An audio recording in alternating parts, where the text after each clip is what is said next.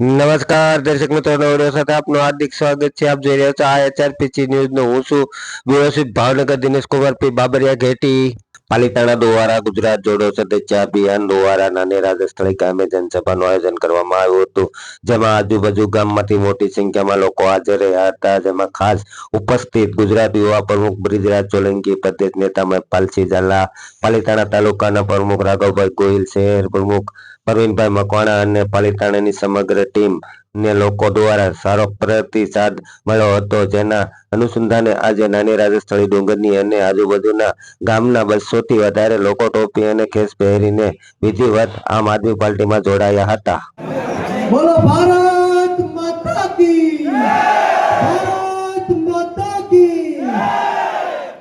મિત્રો, આમ આદમી પાર્ટી ગુજરાત દ્વારા સમગ્ર ગુજરાતની અંદર જ્યારે ગુજરાત જોડો સદસ્યતા અભિયાન ચાલુ છે ત્યારે પાલિતાણા ટીમ દ્વારા અને પાલિતાણાના કાર્યકર્તાઓની ભારે જહેમતથી આજે ઇતિહાસ સર્જાયો છે. અંદાજે 200 લોકો આમ આદમી પાર્ટીમાં ખેસ અને ટોપી પહેરીને વિધિવત રીતના જોડાયા છે. બોલો ભારત માતા કી, વંદે ઇન્કલાબ, આમ આદમી પાર્ટી, અરવિંદ કેજરીવાલ.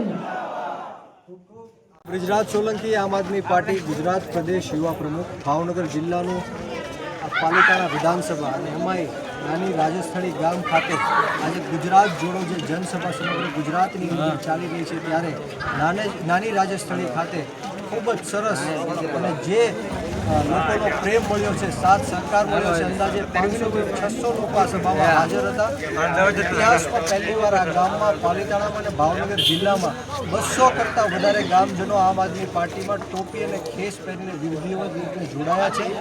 આ કાર્યક્રમમાં ખૂબ જહેમત ઉઠાવી છે પાલિતાણાના પ્રમુખ એવા રાઘવભાઈ, રમેશભાઈ, પ્રવીણભાઈ, સરપંચ શ્રી વિપાલભાઈ અને સમગ્ર ટીમે ખૂબ સારી એવી મહેનત કરીને સમગ્ર ગામના લોકો અને સાથોસાથ આજુબાજુના ગામના લોકો પણ આમ આદમી પાર્ટીમાં ટોપી અને ખેસ પહેરીને વિધિવત રીતે જોડાયા છે.